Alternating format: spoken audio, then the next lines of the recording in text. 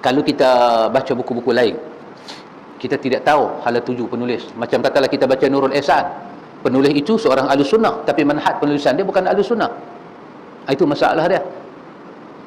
Yang menulis Nurul Ihsan itu qadi besar negeri Kedah, orang besar, tetapi dia Ahlus Sunnah, tetapi penulisan dia bukan ala Ahlus Sunnah. Dia himpun sembrono dalam kitab dia riwayat-riwayat. Bismillahirrahmanirrahim. Jadi bila kita baca buku-buku orang lain, dia banyak masalah. Seperti seorang yang terkenal, nama dia Syekh Abdul Karim Mudarris, kata dia, apabila kita baca buku orang, selesaikan satu bab dulu, iaitu manhaj penulis, kena faham. Bila kita baca buku orang, buku tu bukan buku kita, buku orang tulis kita nak baca, pastikan kita kenal manhaj penulis. Manhaj ni apakah sistem yang penulis pakai dalam dia nak mengolah tulisan dia. Kalau kita tak faham, susah. Kita katalah kita pakai manhaj Ahlussunnah, penulis itu dia seorang sunnah, tapi dalam penulisan dia pakai manhaj Syiah, kacau kita, kacau. Masalah, kita faham Ahlussunnah, tapi kita baca buku yang penulis itu mengamalkan sistem Mu'tazilah, kacau kita. Sebagai contoh, kita Ahlus Sunnah, tapi kita baca buku penulis itu Ahlus Sunnah, tapi ketika sistem penulisan dia tak pakai Ahlus Sunnah. Ada tak ada macam tu? Ada. Sebagai contoh, seperti Aqidatun Najin, buku Aqidatun Najin, penulis itu Ahlus Sunnah, tetapi ketika dia menulis Aqidatun Najin, dia tidak memakai metod Ahlus Sunnah, menyebabkan apabila kita nak mensyarahkan kitab dia, kita menghadapi masalah. Masalah apa? Dia menulis satu benda, dia punya maksud ke lain. Bila kita baca, kita punya maksud ke lain, belagak kita dengan dia. Maka kata Syekh Abdul Karim Mudarris, apabila kita membaca buku orang, pastikan kita tahu manhaj penulis itu, muallif itu, musannif itu, apakah dia punya dasar penulisan, kena jelas. Masalah kita baca mustika hadis. Mustika hadis itu kita hadis, tetapi manhaj dia bukan manhaj hadis. Maka kacau kita. Nama mustika hadis, tetapi manhaj yang dia pakai dalam penulisan bukan manhaj hadis. Sembrono ya.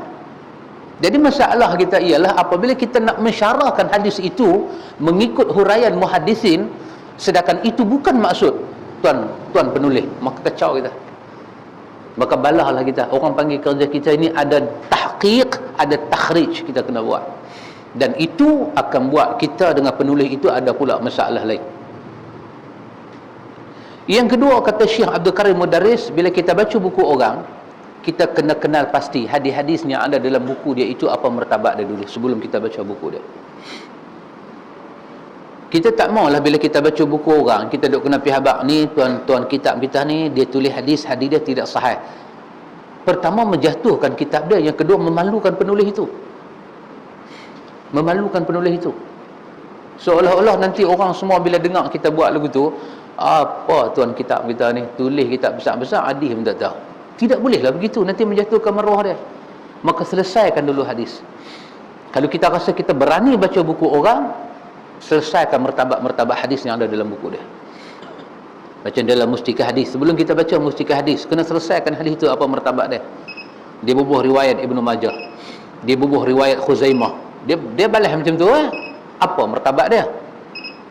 Kadang-kadang Ibnu Majah dia riwayatkan dan dia mendiamkan diri terhadap riwayat itu.